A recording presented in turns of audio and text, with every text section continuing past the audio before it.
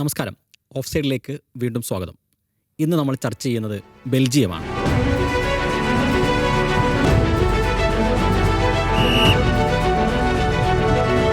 Belgium ഒരു ഭാഗ്യമില്ലാത്തൊരു രാജ്യമായിട്ടാണ് പലപ്പോഴും അറിയപ്പെടാറുള്ളത്. കാരണം ഫിഫ റാങ്കിങ്ങിൽ പലപ്പോഴും 1-ാം സ്ഥാനത്ത് വന്നിട്ടുള്ള ഒരു രാജ്യം, ഏറ്റവും മികച്ച ഫുട്ബോൾ ടീം, ഗോൾഡൻ ജനറേഷൻ എന്നൊക്കെ അറിയപ്പെടുന്ന ടീമംഗങ്ങൾ ഉള്ള ഈ ബെൽജിയം ഒരിക്കൽ പോലും ഒരു വേൾഡ് കപ്പോ അല്ലെങ്കിൽ യൂറോ കപ്പോ പോലും നേടിയിട്ടില്ല.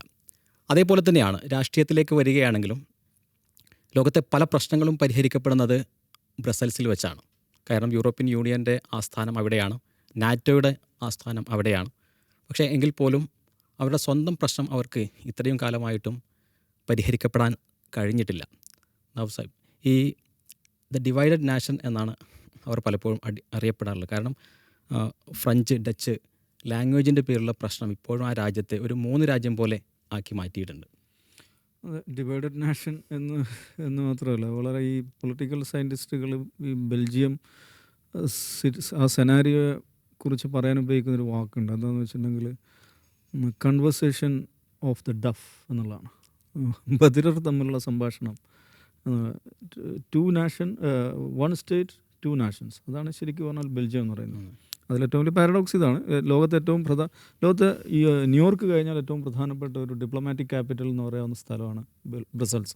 കാരണം നാറ്റോയുടെ ആസ്ഥാനം അവിടെയാണ്. യൂറോപ്യൻ പാർലമെൻറ്റ്, യൂറോപ്യൻ യൂണിയൻ, ലോകത്ത് ഏറ്റവും കൂടുതൽ ഡിപ്ലോമാറ്റ്സ് ഉള്ള ഒരു സ്ഥലം കൂടെയാണ് ന്യൂയോർക്ക് കഴിഞ്ഞാൽ ഏറ്റവും കൂടുതൽ ഡിപ്ലോമാറ്റ്സ് ഉള്ളത്. പക്ഷേ അവിടെ ബെൽജിയം എന്ന് പറഞ്ഞൊരു നാഷണൽ ഐഡൻറ്റിറ്റി ഇല്ല. അതാണ് അതിൻ്റെ ഏറ്റവും പ്രധാനപ്പെട്ട ഒരു പ്രശ്നം എന്ന് പറയുന്നത്. അപ്പോൾ ഫുട്ബോളിൻ്റെ പ്രാധാന്യം എന്താണെന്ന് വെച്ചിട്ടുണ്ടെങ്കിൽ ഈ പറഞ്ഞ ഫ്ലാൻഡേഴ്സിലും വെലോണിയയിലും ബെൽജിയം കൂടി മാറുന്ന ഒരേ ഒരു സന്ദർഭം എപ്പോഴാണ് ലോകകപ്പ് ഫുട്ബോളിൻ്റെ സമയമാണ്. അല്ലെങ്കിൽ അവിടുത്തെ ബലൂൺ ഫ്ലാഗ് ആയിരിക്കും, അല്ലെങ്കിൽ ഫ്ലമിഷ് ഫ്ലാഗ് ആയിരിക്കും. ഡച്ച് എന്ന് പോലും നമ്മൾ ഡച്ച് എന്ന് പറയുമ്പോഴും അവർ ഡച്ച് എന്നുള്ള നിലക്കല്ല, ഫ്ലമിഷ് എന്നുള്ള നിലക്കാണ് അവരതിനെ കാണുന്നത്. അപ്പോൾ എല്ലാ നിലക്കും ഈ പറയുന്ന ലിംഗ്വിസ്റ്റിക് നാഷൻസ് എന്നുള്ള ഒരു സംഗതിയിലാണ് അവർ കാണുന്നത്. ഇന്നത്തെ ബൈ ലോ അങ്ങനെയാണ്. യൂണിലിംഗ്വലിസം ബൈ ഫോഴ്സ്, ബൈ ലോ അവിടുത്തെ 2 പ്രദേശം വെലോണിയയിലും ഈ പറയുന്ന ഫ്ലാൻഡേഴ്സിലും നിർബന്ധിതമാണ്. വെച്ചാൽ അവിടെയുള്ള സർക്കാരുമായി ബന്ധപ്പെട്ട എല്ലാ രേഖകളിലും കടലാസുകളിലും സൈൻ ബോർഡുകളിലെല്ലാം വെലോണിയയിൽ ഈ പറയുന്ന ഫ്രഞ്ചും അപ്പുറത്ത് ഫ്ലമിഷ് അല്ലെങ്കിൽ ഡച്ച് ലാംഗ്വേജ് മാത്രമേ ഉപയോഗിക്കുന്നുള്ളൂ. ഈ ബൈലിംഗ്വലായിട്ടുള്ള ഒരേ ഒരു സ്ഥലം എന്ന് പറയുന്നത് ബ്രസൽസാണ്. സോ എന്തുകൊണ്ടാണ് ഈ രാജ്യം 2ആയി നിൽക്കാത്തത്? ഇപ്പോൾ 2 നാഷണൽ ഇതിനകത്ത് 2 കാര്യങ്ങൾ മാത്രമേ ബൈലിംഗ്വലായിട്ടുള്ളൂ, അല്ലെങ്കിൽ നാഷണൽ എന്ന് പറയാവുന്നതുള്ളൂ. അതൊന്ന് ഫുട്ബോളാണ്, മറ്റൊന്ന് മൊണാർക്കിയാണ്. മൊണാർക്കിയുള്ള ആളുകൾക്ക് എല്ലാവർക്കും അവർ 2 ഭാഷയെ അവർ സംസാരിക്കും, 2 ഭാഷ ഉപയോഗിക്കും. അല്ലാത്തടത്തെല്ലാം ഫ്ലമിഷ്, വെലോൺ, ഇത് 2 എണ്ണമാണ്. അല്ലാതെ ബെൽജിയം എന്ന് പറയുന്ന സംഗതിയില്ല. ബെൽജിയം എന്നുള്ള ഭരണഘടനയുള്ളൂ എന്ന് മാത്രമല്ല, നാഷണൽ ബ്രോഡ്കാസ്റ്റ് അവിടെ ഇല്ല, നാഷണൽ എഡ്യൂക്കേഷൻ സിസ്റ്റം ഇല്ല, നാഷണൽ ന്യൂസ് പേപ്പേഴ്സ് ഇല്ല, ഒന്നും നാഷണൽ പൊളിറ്റിക്കൽ പാർട്ടീസും ഇല്ല. നാഷണൽ പൊളിറ്റിക്കൽ പാർട്ടി എന്ന് പറഞ്ഞ പരിപാടിയില്ല. ഈ പറയുന്ന ഫ്ലമിഷ് പാർട്ടീസ് ഉണ്ട്. അവിടെ റൈറ്റ് ഉണ്ട്, സെൻട്രിസ്റ്റ് ഉണ്ട്, ഫാർ റൈറ്റ് ഉണ്ട്, ഫാർ ലെഫ്റ്റ് ഉണ്ട്. വെലോണിയയിൽ അതങ്ങനെ തന്നെ സോഷ്യലിസ്റ്റ് ഉണ്ട്, ലെഫ്റ്റ് ഉണ്ട്, ഫാർ റൈറ്റ്. അത് ഇപ്പോഴും കൂടുതലും ഈ ലെഫ്റ്റിന് കൂടുതൽ മേൽക്കയുണ്ടായിരുന്ന വെലോണിയയിലാണ്. റൈറ്റ് സെൻട്രിസ്റ്റ് പാർട്ടികൾ കൂടുതലുണ്ടായിരുന്നത് ഈ ഫ്ലാൻഡേഴ്സിലാണ്, ഫ്ലമിഷ് ഏരിയയിലാണ്. പക്ഷെ ഇത്തവണ അത് മഹാഭൂരിപക്ഷം കാലവും ബെൽജിയൻ പൊളിറ്റിക്സ് എന്ന് പറഞ്ഞിട്ടുണ്ടെങ്കിൽ സെൻട്രിസ്റ്റുകളാണ് ഭരിച്ചിട്ടുള്ളത്. ചിലപ്പോൾ സെൻട്രൽ റൈറ്റ് ആയിരിക്കും, സെൻട്രൽ ലെഫ്റ്റ് ആയിരിക്കും. പക്ഷേ ആ ഭരിക്കുമ്പോഴെല്ലാം ഈ പറഞ്ഞതുപോലെ റൈറ്റ് വിങ്ങിൻ്റെയോ ഫാർ റൈറ്റിൻ്റെയോ അല്ല ലെഫ്റ്റ് വിങ്ങിൻ്റെയോ ഫാർ ലെഫ്റ്റിൻ്റെയോ പിന്തുണയോടുകൂടിയാണ് എല്ലാവരും ഭരിച്ചിട്ടുള്ളത്. എപ്പോഴും ഈ പറയുന്നൊരു രാഷ്ട്രീയമായ വൈരുദ്ധ്യം അവരുടെ മുന്നണി. യൂറോപ്പിൽ ഈ നമ്മൾ കാണുന്ന കേരളത്തിലൊക്കെ പരിചിതമായിട്ടുള്ള ഈ അലയൻസ് പൊളിറ്റിക്സ് ഉണ്ട്. കോലീഷൻ പൊളിറ്റിക്സ് എന്ന് പറയുന്ന ഒരു സംഗതി യൂറോപ്പുകാർ കാണുന്നത് എവിടെ നിന്നാണ്? ബെൽജിയത്തിൽ നിന്നാണ്. കോലീഷൻ പൊളിറ്റിക്സ് മാത്രമേ ആദ്യത്തിൽ ഈ പറഞ്ഞ ഒരു 1 പാർട്ടി റൂൾ ഉണ്ടായിരുന്നു കുറേ കാലം ഈ അതിൻ്റെ ഒരു ഫോർമേറ്റീവ് പീരീഡിൽ. പക്ഷേ ലേറ്റർ ഓൺ ഈ പറയുന്ന കോലീഷൻ പൊളിറ്റിക്സ് ആണ്. അത് തന്നെ ഇപ്പോൾ തന്നെ ഈ പറയുന്ന ബാഡ് ഡി വീവറിൻ്റെ ഗവൺമെൻറ്, അയാളൊരു ഫ്ലമിഷ് റൈറ്റ് വിങ് ആണ്. പക്ഷേ ഫ്ലമിഷ് ഫാർ റൈറ്റ് വേറെയുണ്ട്. ആ ഒരു ഫ്ലമിഷ് ഫാർ റൈറ്റ് പാർട്ടിക്ക് 20 സീറ്റ് പാർലമെൻറ്റിനകത്തുണ്ട്. അതേസമയം വെലോണിയിൽ നിന്നുള്ളൊരു ഫാർ ലെഫ്റ്റ് സോഷ്യലിസ്റ്റ് അല്ലെ സോഷ്യൽ ഡെമോക്രാറ്റോ അല്ല, ശരിക്കും മാർക്സിസ്റ്റ് ലെനിനിസ്റ്റ് പാർട്ടി എന്ന് പറയുന്ന പാർട്ടി ഒരു വർക്കേഴ്സ് പാർട്ടിയുണ്ട്, വലോണിയ കേന്ദ്രീകരിച്ച് പ്രവർത്തിക്കുന്നതാണ്. അവർക്ക് 15 സീറ്റുണ്ട്. ഈ 2 പാർട്ടികളാണ് പ്രതിപക്ഷം. പ്രതിപക്ഷത്തുള്ള അതാണ് എൻ്റെ തമാശ. പ്രതിപക്ഷത്തെ പ്രധാനപ്പെട്ട 2 ഫോഴ്സ് ആരാന്ന് വെച്ചാൽ ഒന്ന് ഫാർ ലെഫ്റ്റാണ്, മറ്റൊന്ന് ഫാർ റൈറ്റാണ്. പക്ഷേ ഇദ്ദേഹത്തിൻ്റെ അരിസോണ അലയൻസ് പറയുന്നത് അത് സെൻട്രിസ്റ്റുകളുണ്ട്, സെൻട്രൽ റൈറ്റ് ഉണ്ട്, അതിനകത്ത് തന്നെ സോഷ്യൽ ഡെമോക്രാറ്റുകളുണ്ട്. ഈ കക്ഷി ഒരു ഫ്ലമിഷ് സെൻറ്റർ റൈറ്റ് എന്ന് പറയാവുന്ന ആളാണ്. പക്ഷേ ഫ്ലമിഷ് ഇദ്ദേഹത്തിൻ്റെ പാർട്ടിയുടെ പ്രധാനപ്പെട്ട ആശയം എന്താണ്?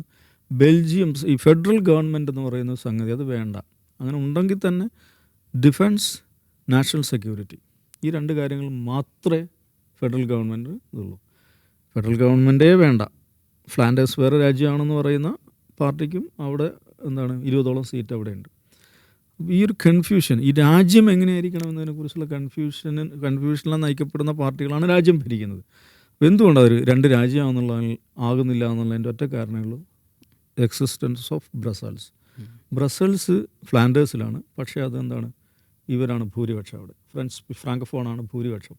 അപ്പോൾ നമ്മൾ 2 കഴിഞ്ഞാൽ എങ്ങോട്ട് പോകും എന്നൊരു ചോദ്യമുണ്ട്. ബ്രസൽസ് ജിയോഗ്രഫിക്കലി ഫ്ലാൻഡേഴ്സിലാണ്, പക്ഷേ ലിംഗ്വിസ്റ്റിക്കലി വലോൺസാണ് അല്ലെങ്കിൽ ഫ്രാങ്കഫോണാണ് കൂടുതൽ. അപ്പോൾ ആ ഒരു പ്രസൻസ് ഓഫ് ബ്രസൽസാണ് ഇതിനെ 2ആക്കാതെ നിലനിർത്തുന്ന ഒരേ ഒരു ഘടകം എന്ന് നിരീക്ഷിക്കുന്ന പല ആളുകളുണ്ട്. അപ്പോൾ നമ്മൾ UK കുറിച്ച് സംസാരിക്കുമ്പോൾ പറഞ്ഞില്ല, UK ഫിഫ വേൾഡ് കപ്പിലേക്ക് പ്രവേശിക്കുമ്പോൾ സംഭവിക്കുന്നത് ഒരു നാഷണാലിറ്റി കൺഫ്യൂഷനാണ് അവിടെ സംഭവിക്കുന്നത്. പക്ഷേ നേരെ തിരിച്ചാണ് ബെൽജിയം സംഭവിക്കുന്നത്. ബെൽജിയത്തിലൊരു നാഷണാലിറ്റി ഫീലിംഗ് ഉണ്ടാകുന്ന അപൂർവമായൊരു സന്ദർഭമാണ് അവർ ഫുട്ബോൾ വേൾഡ് കപ്പിൽ കളിക്കുന്നു എന്നുള്ളൊരു സംഗതി. എന്തുകൊണ്ടാണ് ഈ ബ്രസൽസിന് പ്രാധാന്യം വന്നത്? ബ്രസൽസിന് പ്രാധാന്യം വരുന്നത് ഒന്ന് ആലോചിക്കും, മൾട്ടി പാർലമെൻ്ററി ഡെമോക്രാറ്റിക് സിസ്റ്റം എന്ന് പറഞ്ഞാൽ അത് അത്ഭുതമല്ലേ? അതൊരു ആധുനിക കാലത്ത് ഒരു രാജ്യത്ത് 2 പാർലമെൻറ്റുകൾ, 2 റീജിയൻ 2 പാർലമെൻറ്റ്, അത് തമ്മിൽ നിയമനിർമ്മാണത്തിൽ ഉൾപ്പെടെ അതിൻ്റെ ഫംഗ്ഷനിൽ ഉൾപ്പെടെ പൂർണ്ണമായും വേറിട്ട് നിൽക്കുക. ഈ ബെൽജിയത്തിലെ ഫെഡറൽ ഗവൺമെൻറ് ഇല്ലാണ്ട് വർഷങ്ങളോളം മുന്നോട്ട് പോയി, 1.5 വർഷത്തോളം അവിടെ ഒരു പ്രശ്നമേ അല്ല. ഫെഡറൽ ഗവൺമെൻറ് ഇല്ല, കേന്ദ്ര സർക്കാർ ഇല്ല എന്നുള്ളത് ആ രാജ്യത്തൊരു പ്രശ്നമല്ല. അത് വളരെ കൃത്യമായിട്ട് മുന്നോട്ട് പോകുന്നു. അതേസമയം ഈ 2 സിസ്റ്റം വളരെ ഭംഗിയായിട്ട് ആ രാജ്യത്ത് മുന്നോട്ട് കൊണ്ടുപോവുകയും ചെയ്യുന്നു. അതൊരു അത്ഭുതം തന്നെയാണ് ശരിക്കും. അപ്പോൾ ഈ കേന്ദ്ര സർക്കാർ എന്ന് പറയുന്ന സാധനം എന്താണെന്നുള്ളതിനെ പറ്റിയുള്ള വളരെ പ്രധാനപ്പെട്ട ഒരു ക്വസ്റ്റ്യൻ ബെൽജിയത്തിൽ നിന്ന് നമുക്ക് ചോദിക്കാൻ പറ്റും. അതാണ് അതിൻ്റെ രസം. മറ്റൊന്ന്, ഈ പറയുന്ന ഭാഷാപരമായ വംശീയതയ്ക്കിടയിൽ അത് രാജ്യമായിട്ട് നിൽക്കുന്നുണ്ടല്ലോ, അവർ വേർപിരിഞ്ഞു പോകുന്നില്ല, രാജ്യമായിട്ട് നിൽക്കുന്നുണ്ട്. ഇതിൻ്റെ ഒരു കൊളോണിയൽ ഹിസ്റ്ററി ഒരു വളരെ പ്രധാനമാണ്. ഈ ബ്രസൽസിൻ്റെ പ്രാധാന്യം ചോദിച്ചുകൊണ്ട് പറഞ്ഞതാണ്. ബെൽജിയത്തിൽ ആൻഡ്വെർപ്പ് എന്ന് പറഞ്ഞിട്ട് സിറ്റിയുണ്ട്, ഒരു പോർട്ട് സിറ്റിയാണത്. ആൻഡ്വെർപ്പ് വളരെ മധ്യകാലം മുതൽ തന്നെ ഈ ഫ്ലാൻഡേഴ്സിലാണ് വരുന്നത്. ജൂത വ്യാപാരികളൊക്കെ വന്ന് താമസിച്ചിട്ടുള്ള സ്ഥലമാണ്. പണ്ട് മുതലേ രത്നവ്യാപാരം, ഡയമണ്ട് കച്ചവടമുള്ള സ്ഥലമാണ്. ഗുജറാത്തികൾ ഏറ്റവും കൂടുതൽ പോകുന്ന. ഇതിലെ ഏറ്റവും രസകരമായ കാര്യം, ആഫ്രിക്കൻ രാജ്യങ്ങൾ പരസ്പരം വീതിച്ചെടുക്കാൻ വേണ്ടി ഈ യൂറോപ്യൻ രാജ്യങ്ങൾ ഒരു മീറ്റിംഗ് ചേർന്നത്. അപ്പോൾ ജർമ്മനിയുടെ അധ്യക്ഷതയിലാണ് ചേർന്നത്. അപ്പോൾ അതിൽ വീതം കിട്ടിയത്, അത് കോങ്കോ കിട്ടി, ബുറുണ്ടി കിട്ടി, പിന്നെ വേറൊരു രാജ്യം കൂടി കിട്ടി ബെൽജിയത്തിന്. ബുറുണ്ടിയിൽ ആഭ്യന്തര കലാപം നടന്നത് ബുറുണ്ടിയിലല്ലേ? റുവാണ്ട, ബുറുണ്ടി, കോങ്കോ, ഇത് 3 കിട്ടിയത്. അപ്പോൾ ധാരാളം അവിടെ നിന്ന് ആദ്യം ഈ പറയുന്ന ഡയമണ്ടൊന്നും കണ്ടെടുത്തിട്ടില്ല. ആദ്യമൊക്കെ ഈ ഐവറി, ആനക്കൊമ്പ്, അങ്ങനെയുള്ള സാധനങ്ങളൊക്കെയാണ് ഇവർ എക്സ്പ്ലോയിറ്റ് ചെയ്തുകൊണ്ടിരുന്നത്. രസം എന്ന് വെച്ചാൽ ബെൽജിയത്തിൻ്റെ സ്റ്റേറ്റിൻ്റെ സ്വന്തമായിരുന്നില്ലേ കോങ്കോ, അവിടുത്തെ രാജാവിൻ്റെ പ്രൈവറ്റ് പ്രോപ്പർട്ടി ആയിരുന്നു. പുള്ളി അത് നന്നായിട്ട് എക്സ്പ്ലോയിറ്റ് ചെയ്തു. പിന്നെ ഇതൊരു റിപ്പബ്ലിക്കായി കഴിഞ്ഞപ്പോൾ കോങ്കോ ബെൽജിയൻ റിപ്പബ്ലിക്കായി മാറി, ബെൽജിയൻ റിപ്പബ്ലിക് ഓഫ് കോങ്കോയായി മാറി. അപ്പോഴത്തേക്കും ഡയമണ്ട് കിട്ടി തുടങ്ങി.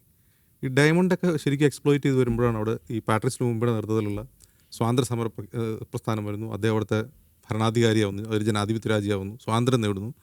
ലുമുംബയെ കൊല്ലുക എന്ന് പറഞ്ഞാൽ ഇപ്പോൾ ലോകത്തെ ഏതെങ്കിലും ഒരു കൊളോണിയൽ ശക്തി ഒരു രാജ്യത്ത് ഇത്രയും നികൃഷ്ടമായി അവിടുത്തെ ഒരു സ്വാതന്ത്ര്യ സമര സേനാനിയെ കൊന്നിട്ടുണ്ടെന്ന് വെച്ചില്ല. ലുമുംബയെ തട്ടിക്കൊണ്ടുപോയി ഈ ഫയറിംഗ് സ്ക്വാഡ് ക്ലോസ് റേഞ്ചിൽ വെടിവെച്ച് കൊല്ലുക മാത്രമല്ല, ആ ബോഡി വെട്ടി നുറുക്കി ആസിഡിലിട്ട് ഉരുക്കി കളഞ്ഞു. അത് പിന്നീട് വന്ന ഡോക്യുമെൻറ്റ്സ് ഉണ്ട്. ആസിഡിലിട്ട് ഉരുക്കി കളഞ്ഞു, കാരണം ഒരു അവശിഷ്ടവും ഉണ്ടാവരുത്. കാരണം ലുമുംബ ഒരു USSR പക്ഷപാതിയായിരുന്നു, ലെഫ്റ്റിസ്റ്റായിരുന്നു. അപ്പോൾ ഒരു CAക്ക് വലിയ താല്പര്യം ഉണ്ടായിരുന്നു. പക്ഷേ ഇത് ബെൽജിയം സർക്കാർ നേരിട്ട് നടപ്പാക്കിയതാണ്. അവിടെയുള്ള റെബൽ ഗ്രൂപ്പ് അതിനെ സഹായിച്ചിട്ടുണ്ട്, ബെൽജിയം നേരിട്ടാണ്. അതോടൊപ്പം 1 കോടി മനുഷ്യരെ അവിടെ കൊന്നിട്ടില്ലേ? 1 കോടിയൊന്നും അല്ല. ഈ പറയുന്ന റുവാണ്ടയിലെ ആഭ്യന്തര കലാപത്തിന് കാരണക്കാരായ ഈ ബെൽജിയം തന്നെയാണ്. ഇവരുടെ ഭരണരീതിയാണ്. രണ്ട് സെക്റ്റായിട്ട് ആ ഗോത്രങ്ങളെ വിഭജിച്ച് അവർ വിഭജിച്ച് ഭരിക്കുക എന്നുള്ള രീതി തന്നെയാണ് അവിടെ പിന്നീട് ആ ജനസൈഡിലേക്ക് പോയത് പോലും. ബെൽജിയം അത്രമാത്രം ക്രൂരരായ കൊളോണിയൽ ശക്തിയാണ്. അതാണ് എൻ്റെ ഒരിക്കലും പറയാൻ ആഗ്രഹിക്കാത്ത ഞാനൊരു കാര്യം പറയട്ടെ. അവരിപ്പോൾ പഴയ കാര്യങ്ങളൊക്കെ അപ്പോളജൈസ് ചെയ്യുന്നുണ്ട്. ഇപ്പോൾ പാട്രിസ് ലുമുമ്പെ കൊന്ന കാര്യത്തിൽ അവർ അപ്പോളജൈസ് ചെയ്യുന്നുണ്ട് ഒഫീഷ്യലി. അവരവരുടെ കൊളോണിയൽ ലെഗസി തുടച്ചു കളയാൻ നോക്കുന്നുണ്ട്. പക്ഷേ സ്റ്റിൽ ഒന്നാലോചിച്ചു, ഇപ്പോഴും കോങ്കോയുടെ അവസ്ഥ എന്താണ്? ആരാണ് അവിടുത്തെ മെയിൻ പ്ലെയർ? ഇപ്പോഴും ചൈന വലിയ തോതിൽ അവിടെ ഇൻവെസ്റ്റ് ചെയ്യുന്നുണ്ട്. പക്ഷേ ഇപ്പോഴും അവിടെ നിന്ന് ഡയമണ്ട് എക്സ്ട്രാക്ട് ചെയ്യുന്നത് ബെൽജിയം തന്നെയാണ്. അതുകൊണ്ടാണ് ബെൽജിയം ഈ ആൻഡ്വെർപ്പ് ഇന്നും ലോകത്തെ ഏറ്റവും വലിയ ഡയമണ്ട് ഹബ്ബായിട്ട് നിലനിൽക്കുന്നത്. ഈ ഡയമണ്ടിന് വേറെ പ്രശ്നം കൂടിയുണ്ട്. നമ്മൾ മുമ്പ് ഞാൻ പറഞ്ഞിട്ടുണ്ട്, ഡയമണ്ടാണ് പുതിയ കാലത്തെ കള്ളപ്പണം. അതായത് 98 2014 മറ്റോ ആണെന്നുണ്ട് UN ഒരു പേപ്പർ പുറത്തിറക്കി. UN സെക്യൂരിറ്റി കൗൺസിൽ ലോകത്തെ ടെററിസത്തിൻ്റെ ഫണ്ടിങ് മുഴുവൻ നടക്കുന്നത് ഡയമണ്ട് വഴിയാണ്. അപ്പോൾ ഡയമണ്ട് കച്ചവടം ഈസിക്കൽ ടു കള്ളപ്പണം വെളുപ്പിക്കൽ ഈസിക്കൽ ടു ടെററിസം. ഇതാണ് UN കണ്ടെത്തിയൊരു കാര്യം. ഇതിൻ്റെ മുഴുവൻ ആസ്ഥാനം ബെൽജിയമാണ്. ഇതൊക്കെ എങ്ങനെയാണ് ശരിയാവുക? ഒരു യൂറോപ്യൻ രാജ്യം ഡയമണ്ടിൻ്റെ കച്ചവടം എന്ന് പറഞ്ഞാൽ ബില്ല് വെച്ചുള്ള കച്ചവടമേ അല്ല. ഒരിടത്തും അങ്ങനെയല്ല കച്ചവടം നടക്കുന്നത്. ബില്ലില്ലാത്ത കച്ചവടമാണ്, കള്ളക്കച്ചവടമാണ്. അപ്പോൾ ഈ ടെററിസത്തിന് ബെൽജിയം ഫണ്ട് വാല്യൂ ചെയ്യുന്നത് എങ്ങനെയാന്നുള്ളൊരു പിന്നെ ഇത് ട്രാൻസ്പോർട്ട് എളുപ്പമാണ്. പൈസ കൊണ്ടുപോകാൻ വലിയ പാടില്ല. ഇത് ഒരു കഷ്ണം പോക്കലിട്ട് കൊണ്ടുപോയാൽ മതി. ഇത് വളരെ എളുപ്പമാണ്. അപ്പോൾ നമ്മൾ ശ്രദ്ധിക്കേണ്ട കാര്യം, ഈ ഇന്ത്യയിൽ നിന്ന് ഫ്യൂജിറ്റീവ് ആയിട്ടുള്ള ബാങ്ക് തട്ടിപ്പ് കേസ് മൊത്തം പോയിട്ടുള്ളത് എങ്ങോട്ടാണ്? ബെൽജിയത്തിലേക്കാണ്. അത് നിരവ് മോദി മുതൽ സകല ഹൽക്കുലത്തെ ആൾക്കാരും പോകുന്ന അവിടെയാണ്. നിരവ് മോദിക്ക് അവിടെ പൗരത്വം പോലും ഉണ്ട്. നിരവ് മോദിക്ക് ബെൽജിയം പൗരത്വമുണ്ട്. ഇനി വേറൊരു കാര്യം, ഇന്ത്യയിൽ IPL വന്നല്ലോ. ലളിത് മോഡി ആയിരുന്നല്ലോ ആദ്യത്തെ എൻ്റെ ആൾ. അപ്പോൾ കേരളത്തിലേക്ക് ഒരു IPL ടീം വേണമെന്ന് പറഞ്ഞു. ഈ IPL ടീമിന് വേണ്ടി സ്പോൺസേഴ്സിനെ കണ്ടെത്താൻ വേണ്ടി നടത്തിയ ശ്രമമാണ് പിന്നീട് ശശി തരൂരിൻ്റെ മുൻ ഭാര്യയായിരുന്ന സുനന്ദ പുഷ്കറിൻ്റെ മരണത്തിലേക്ക് കലാശ സംഭവം അറിയാലോ. സുനന്ദ പുഷ്കറിൻ്റെ വിയർപ്പോഹരിയൊക്കെയാണ് അന്ന് വിവാദമായത്. അപ്പോൾ ഇതിലേക്ക് പ്രൊമോട്ടേഴ്സിനെ കൊണ്ടുവരണം IPL വേണ്ടി. ഈ കൊണ്ടുവന്ന ആൾക്കാരാണെന്ന് വെച്ചാൽ ആങ്കർ സ്വിച്ച് നമ്മൾ കണ്ടിട്ടുണ്ട്. സ്വിച്ച് കമ്പനിയാണ് ആങ്കർ. അതിൻ്റെ ഉടമകളായ കുറച്ച് ഗുജറാത്തികളാണ് അതിലേക്ക് ആദ്യം പണം മുടക്കുന്നത്. ഇവരെല്ലാം ബെൽജിയം പൗരന്മാരാണ് ഇവരെല്ലാം. ഇവരെല്ലാം ആസ്ഥാനം ബ്രസൽസിലാണ്. അപ്പോൾ ആ IPL കമ്പനി കേരളത്തിലേക്ക് വരരുത്, അത് ഗുജറാത്തിൽ തുടങ്ങണം എന്ന് വാശിയുള്ള ഒരാളുണ്ടായിരുന്നു. അദ്ദേഹമാണ് ഇപ്പോൾ നമ്മുടെ പ്രധാനമന്ത്രി നരേന്ദ്രമോദി. കേരളത്തിലെ IPL ഫ്രാഞ്ചൈസി ഇല്ലാതായത് വലിയ ഭീഷണി തുടർന്നാണ്. അതിൻ്റെ പ്രൊമോട്ടർമാരെ ഭീഷണിപ്പെടുത്തി പിന്നെ ആ പ്രൊമോട്ടർമാർ വലിച്ച് ഗുജറാത്തിൽ വേറൊരു ടീം തുടങ്ങി. അത് വേറൊരു കാര്യം. ഈ സുനന്ദ പുഷ്കറിൻ്റെ മരണം പോലും ദുരൂഹമാവുന്ന അവിടെയാണ്. സുനന്ദ പുഷ്കർ എങ്ങനെ മരിച്ചത് ഇപ്പോഴും ആർക്കും അറിയില്ലല്ലോ. എങ്ങനെയാണ് അവർ കൊല്ലപ്പെട്ടതാണോ ആത്മഹത്യ ചെയ്തതാണോ ഒന്നും ആർക്കും അറിയില്ല. സുനന്ദ പുഷ്കറും ശശി തരൂരും തമ്മിൽ പ്രശ്നങ്ങളുണ്ടായപ്പോൾ അവർ ഒരു മാധ്യമപ്രവർത്തകർ പറഞ്ഞു, എനിക്ക് കുറച്ച് കാര്യങ്ങൾ വിളിച്ചു പറയാനുണ്ടെന്ന് പറഞ്ഞു. അവർ കേൾക്കാമെന്ന് പറഞ്ഞു. അന്ന് രാത്രിയാണ് അവർ കൊല്ലപ്പെടുന്നത്. അപ്പോൾ അവരെന്താണ് പറയാൻ ഉദ്ദേശിച്ചത്? ഈ പ്രൊമോട്ടർമാർ ആരാണ്? ഈ വന്ന പണമൊക്കെ ഇവിടെ നിന്നാണ്. IPL ക്രിക്കറ്റിനെ പോലെ കള്ളപ്പണം വെളുപ്പിക്കപ്പെടുന്ന വേറെ ഒന്നും ഈ ലോകത്തില്ല. അപ്പോൾ ഈ കള്ളപ്പണത്തിൻ്റെ സോഴ്സ് എവിടെ നിന്നാണ്? ഇതിൻ്റെ ബെൽജിയം കണക്ഷൻ എന്താണ്? എന്തുകൊണ്ടാണ് ഇന്ത്യയിൽ നിന്ന് ബാങ്ക് തട്ടിപ്പ് നടത്തിയ ഫ്യൂജിറ്റീവ്സ് ബെൽജിയത്തിലേക്ക് വിളിച്ചോടുന്നത്? അപ്പോൾ ഈ രാജ്യം നിലനിൽക്കുന്നതിൽ അങ്ങനെ പല പങ്കുണ്ടാവും അല്ലേ? തീർച്ചയായിട്ടും. അതാണ് ഞാൻ പറഞ്ഞത്. എന്തുകൊണ്ട് ബ്രസൽസ് നിലനിൽക്കുന്നു ചോദിച്ചാൽ, ബ്രസൽസ് നിലനിൽക്കുന്ന ആൻഡ്വർപ്പിനെ കൊണ്ടാണ്. ആൻഡ്വർപ്പും ബ്രസൽസും പരസ്പരം കണക്റ്റഡ് ആണ്. അതിൻ്റെ എക്കണോമിയാണ് ഉള്ള പ്രധാനം. അത് വേറൊരു പ്രധാനപ്പെട്ട കാര്യം കൂടിയുണ്ട്. ഇപ്പോഴും സ്റ്റിൽ അവർ എന്ത് ചെയ്യുന്നു? കോങ്കോയെ പോലുള്ള രാജ്യങ്ങളെ ഊറ്റിയെടുത്തുകൊണ്ടിരിക്കുകയാണ്. അവർ ഇപ്പോഴും അവിടെ താല്പര്യങ്ങളുണ്ട്. ഇപ്പോൾ കോങ്കോയിൽ ഏതെങ്കിലും കാലത്ത് രാഷ്ട്രീയ സ്ഥിരത ഉണ്ടാവില്ല. കോങ്കോയിൽ നിന്നല്ല, ഈ ഖനിജങ്ങളുള്ള ഒരു ആഫ്രിക്കൻ രാജ്യങ്ങളിലും രാഷ്ട്രീയ സ്ഥിരതയില്ല. എന്താ കാരണം? അവർക്ക് ഇഷ്ടംപോലെ ആയുധം കിട്ടും. നമ്മൾ ശ്രദ്ധിക്കേണ്ട ഒരു കാര്യം, ലോകത്ത് ഡയമണ്ട് കച്ചവടം ചെയ്യുന്നവരും ആയുധ കച്ചവടം നടത്തുന്നവരും ഒരേ ആളുകളാണ്. കാരണം ഈ എവിടെയൊക്കെ ഖനിജങ്ങളുണ്ടോ അവിടെയെല്ലാം ആയുധങ്ങളുണ്ട്. ആയുധങ്ങൾ അവിടെ ഫ്രീ ആയിട്ട് കിട്ടും. എല്ലാവർക്കും പട്ടിണിയായിരിക്കും കോങ്കോയിലൊക്കെ, പക്ഷേ ഓരോ ഗോത്രത്തിനും ആയുധങ്ങളുണ്ടാവും. ഈ ആയുധങ്ങൾ അവിടെ നിന്ന് കിട്ടുന്നു. അതേസമയം തന്നെ അവിടുന്ന് കുഴിച്ചെടുക്കുന്ന അവിടുത്തെ മൈനിങ് അവിടുത്തെ നാഷണലിസ്റ്റ് കമ്പനിയാണ്. പക്ഷേ കമ്പനിയൊന്നും അല്ല അവിടെ മൈൻ ചെയ്യുന്നത്. അവിടെ ആളുകൾ മൈൻ ചെയ്യുന്നു, ബ്ലാക്ക് മാർക്കറ്റിൽ വിൽക്കുന്നു, അത് നേരെ ആൻഡ്വർപ്പിൽ ചെല്ലുന്നു. ഇതാണ് ഇതിൻ്റെ സിസ്റ്റം. അപ്പോൾ ഒന്ന് ആലോചിച്ച് നോക്കുക, എങ്ങനെയാണ് ഈ കാലത്തും കൊളോണിയലിസം നിലനിൽക്കുന്നത്, ബെൽജിയം എന്ന രാജ്യം എന്തുകൊണ്ട് നിലനിൽക്കുന്നു എന്നുള്ളതിനൊക്കെ ഉത്തരം ഇതിൽ തന്നെയുണ്ട്. ഓക്കെ. ഈ ഫുട്ബോൾ അവരെ ഒന്നിപ്പിക്കുന്നു എന്നൊക്കെ പറയുമ്പോഴും ഈ ഫുട്ബോൾ ടീമിനിടയിലൊക്കെ വലിയ അസ്വാരസ്യം, അതായത് പിന്നെ ഡ്രസ്സിങ് റൂമിലെ ഈഗോ പ്രശ്നങ്ങളൊക്കെയാണ് അവരെ ഈ കളിയിൽ നിന്ന് പലപ്പോഴും പിന്നോട്ടടിപ്പിക്കുന്നതെന്നൊക്കെ പറയാറുണ്ട്.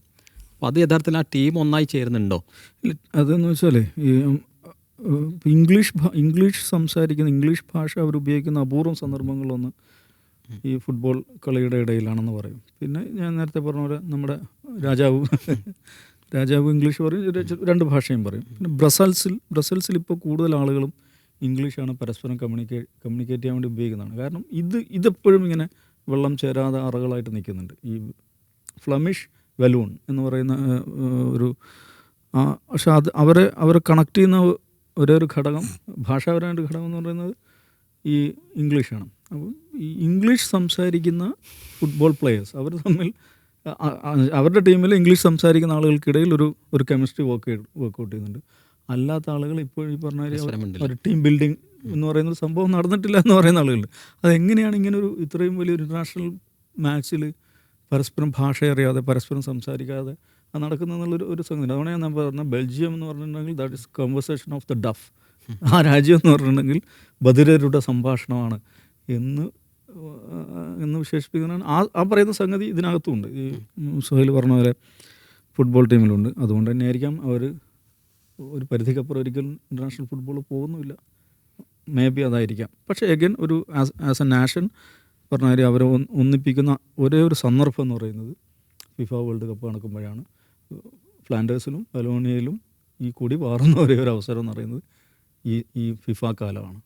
ഏതായിരുന്നാലും ഈ കോങ്കോയിൽ നിന്ന് വജ്രായുധങ്ങളും ഡയമണ്ട് മാത്രമല്ല ബെൽജിയം എടുത്തിട്ടില്ല. ലുക്കാക്കുവിനെ പോലെയുള്ള പ്രഗത്ഭരായ ആളുകളും ഈ കോങ്കോ ട്രഡീഷനിൽ നിന്ന് വരുന്ന ആളുകളാണ്. അവരെ വെച്ച് ഈ ഒരു വർഷമെങ്കിലും എന്തെങ്കിലും മാറ്റങ്ങൾ സംഭവിക്കാൻ ബെൽജിയത്തിനാവുമോ എന്ന് നമുക്ക് കാത്തിരിക്കാം. ഈ എപ്പിസോഡ് അവസാനിക്കുന്നു. അടുത്ത ഒരു രാജ്യവുമായി പിന്നീട് വീണ്ടും കാണാം. Thank you.